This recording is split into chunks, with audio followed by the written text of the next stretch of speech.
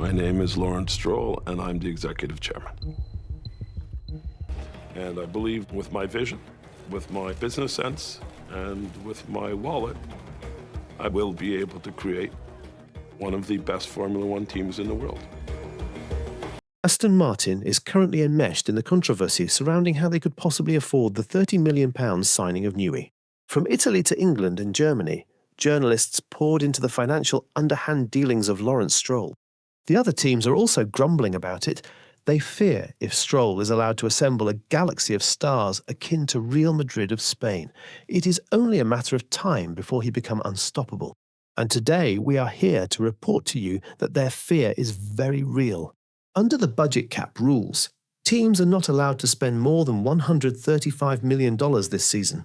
However, exception is given to drivers' salary as well as salary of the top 3 executives in the team. The issue is that Aston Martin does not have a top 3 executive with the addition of Newey. They now have a top 6 executives whose combined salary would shatter that budget. We have all been fixated on Newey's pay, but he is not the main problem. In his ambition to top the table, Stroll has been gobbling up the best talents in the sport. It seems the Canadian boss will sign engineers he doesn't even need, provided they don't end up in a rival team. The team now has the strongest technical talent on the grid. Aside Newey, they have brought in only the best talents from every top team. Former Mercedes engine boss, Andy Cowell, was brought in as new CEO. Dan Fallows, an expert aerodynamicist who served 15 years in Redbull, was brought in to lead the technical team. And then there is Ferrari's technical director, Enrico Cardile, Alpine's championship-winning engineer, Bob Bell, and Lucas Furbato. These 6 men are tasked with commandeering a humongous army of 400 engineers. How could they possibly afford all these people, especially when Newey alone is eating about 30% of the budget cap? The more you look at their over-bloated engineers, the more they begin to appear as Chelsea FC of the English football.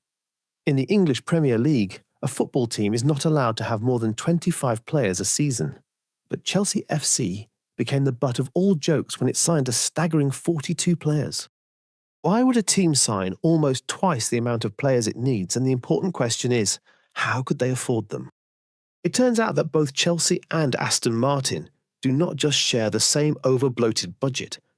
They have been taking advice from the exact same investment group. When Chelsea was sold to its current owners 2 years ago, that deal was handled by a merchant bank called the Rain Group. In a similar move a few days ago, Lawrence Stroll sold around 25% of the company to 2 US investment firms. And guess who handled that transaction? The Rain Group. It appears that this bank is not only facilitating the sale of huge corporations, they have been advising them on how to circumvent financial fair play rules. Chelsea FC, just like Aston Martin, are suspected to be breaching budget rules because the numbers don't appear to add up. Aston Martin shares soared following news of Newey's arrival. And following the latest round of share sales, the company valuation ballooned to £1.5 billion. The question is, how can Aston Martin afford such superstars while technically not breaking financial rules? It turns out that it was not only outside investors that the company sold shares to. The company has been giving shares to its superstar lineup of staff in order to pay them a much reduced salary. It was reported by Germany's Auto Motorsport and the UK Times that Newey took shares from the company to reduce cost of his salary. This has drawn the ire of the other teams who now fully believe that Aston Martin is in breach of the budget cap. Their operational cost has been artificially reduced in order to bring in more top talents. It is reported that Newey's disciples at Redbull are going to follow him to Aston Martin in a move that will further bloat the budget. What is the point of the budget cap if it can be so easily circumvented even by the most amateur of financial accountants? Questions linger whether the current rules need an Aston Martin clause. Lawrence Stroll is not slowing down on his ambition of getting his hands on a World Driver Championship. An even bigger problem for other teams is that Aston Martin's brand new factory will become fully operational from 2025. This factory is like no other type on the grid. It will be equipped with the latest wind tunnels, CFD simulations, as well as other technologies not currently available to other teams. It was reported that in their latest round of share sales, HPS Capital had helped to finance the debt used in building the campus. Stroll has also boasted of his technical partners. The highly dependable Honda will produce the engines from 2026. The team is also going to get the highest grade fuel imaginable due to their partnership with Saudi Aramco, the sixth most valuable company in the world with a market cap of $1.7 trillion.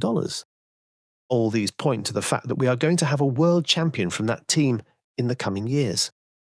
The only missing part of the puzzle is that the team needs a new driver to lead the charge.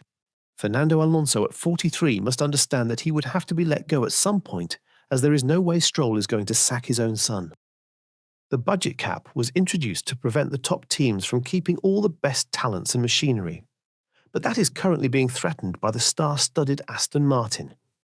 Should the rules be updated to prevent teams from lowering staff salaries by offering them company shares?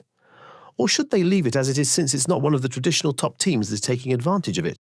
This is Front Lockout. Signing off.